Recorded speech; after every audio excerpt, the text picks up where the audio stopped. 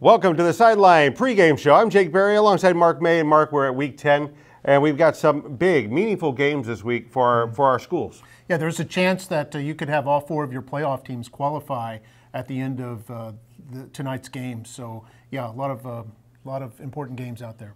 Yeah, and you know, no more important than the game that we have tonight, which is Roe versus La Jolla, who wants to stay ahead of PSG North with a chance of possibly moving up. Yeah, Roe has taken a couple of setbacks. They were 6-0, now they're 6-2, so they're looking to right the ship tonight against the La Jolla Coyotes. Coyotes come in. We know what they do. They like to run the football and then run some more.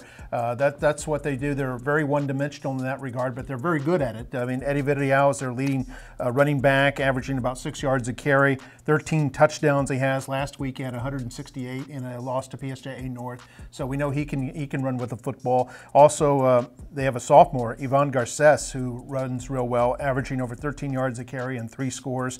Their quarterback, Carlos Valero, is also a running threat. Last week he had 52 yards and 2 touchdowns in that game against PSG North. So, yeah, La Jolla certainly very strong in the running game, averaging well over 300 yards per game. So Roe's going to have that to contend with. And on the other side of the ball, Roe has struggled the last 2 games.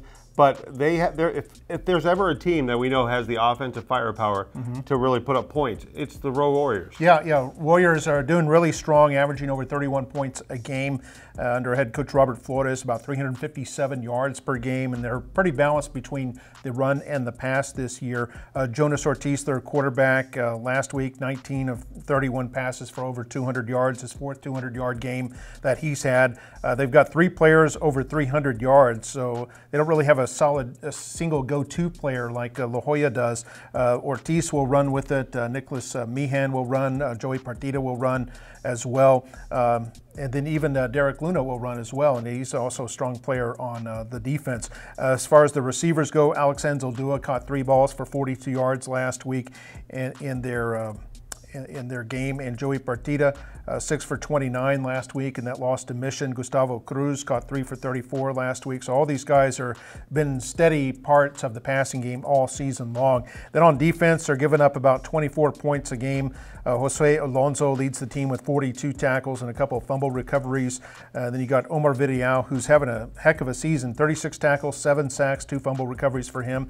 And then Derek Luna, the 36 tackles. So Luna, one of those two-way players that Roe has. And we have an interview with another linebacker right now, Andres Garza. Hi, my name is Andres Garza, and I play linebacker for the Roe Warriors.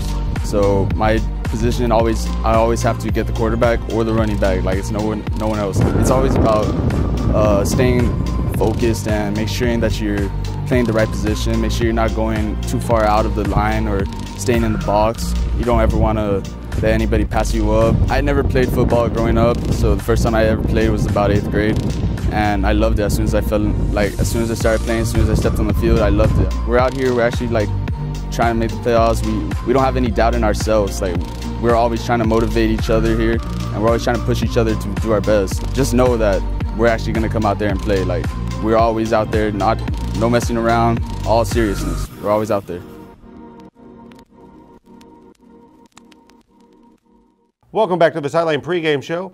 And Mark, our next game that we're going to talk about is McAllen Memorial versus PSG North, a team that Bill Littleton knows a fair amount about because Coach Kaufman, formerly of McAllen Memorial, is the head coach there. Yeah, Kaufman used to be the offensive coordinator for many years under Bill Littleton, and now is in his 4th year as head coach of the Raiders. So, yeah, an interesting matchup as they go against each other here. Memorial 7-1 overall. PSG North is 4-4, and Memorial's won 4 in a row. So Mustangs looking to keep that going tonight, and they can clinch a playoff berth with the win. They've been playing their best football of the season.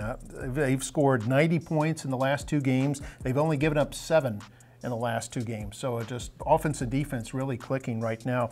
And you look at the offense, 340 yards rushing per game is what they produce. Doing a fair amount passing as well, almost 100 yards a game passing. So just an offensive juggernaut. Joseph Lada, the quarterback, threw for a couple of scores last week. And Rick Campbell Spades continues to burn it up, 1,700 yards, 9.9 a carry. He's had 6 200-yard games and has rushed at least 100 yards in every game this season, has 28 touchdowns, and last week had a couple of scores in that big win over La Jolla Juarez Lincoln.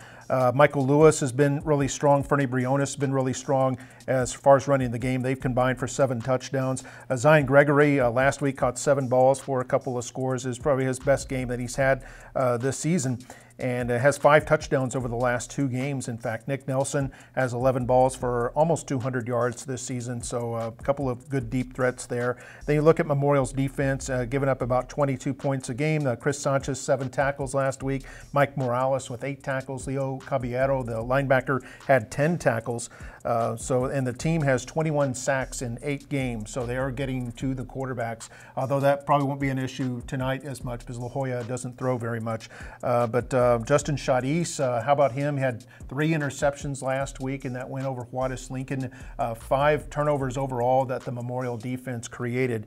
And Chadis now tied for the team lead with Diego Villarreal. They each have 5 picks. PSJA North, meanwhile, will counter with they've got a good offense that's averaging about 26 points a game. They defeated La Jolla last week, 43-26. That snapped a 3-game losing streak for them. And they're getting about 378 yards a game, mostly with the run. They rely on that pretty much. Isaac Gonzalez is their leading ball carrier, averaging 7.5 a carry, 11 touchdowns. Last week had probably his best game, 215 yards and 4 scores. Over that win in La Jolla. John Garza will also get the ball. He's a wide receiver. Has 45 catches this year. His best game was a 10-catch, 104-yard performance earlier this year against Harlingen South. So they've definitely got some weapons, but Memorial has probably more weapons that they can go with. They're the stronger team. Yeah, and PSA North has to really win out the last 2 games to have a chance of making the playoffs. And that's if, Rowe loses both games. Yeah, that's right. Then the other game we have is Mackay and Juarez Lincoln. Mackay beat Juarez Lincoln last year. Mackay 2-6 overall. Juarez Lincoln is also 2-6 coming in. For Mackay, they've got sophomore Hunter Curl, who continues to get better and better each week here at quarterback. Yahir Mesa will carry the football. Then they got some targets in Quinn Canada and Octavian Lewis. Another player who's come on strong on both offense and special teams is Caleb Killian as of late. Then on defense, they'll rely on Juan Corpus, Sir Arredondo on the defensive line. They've got Trace Gagne and Tyler Zachman at the linebackers. Defensive backs Vance Bramble and Dylan Suarez have looked good there as well. For Juarez Lincoln, their biggest threat is quarterback Josh Briones. He's a big run-pass threat, and we've seen him play last week against Memorial as he had several big runs. His favorite target, tight end Orlando Perez. And then on defense, they've got a linebacker in Keith Hernandez. It was second-team All-District last year. Defensive lineman Mark Guerrero, who can rush the quarterback. Defensive back Albert Batres is pretty strong too. Their one win in district was against La Jolla a couple weeks ago, 49-42. So we know they can put points up if they have a chance. But yeah, Memorial completely shut them down. But I would look for them to bounce back offensively this week, and this to be a good offensive battle. Well, there you have your look at all the games that McAllen ISD will be playing this week. We're going to take a break. When we come back from the break, more of a Sideline pregame show.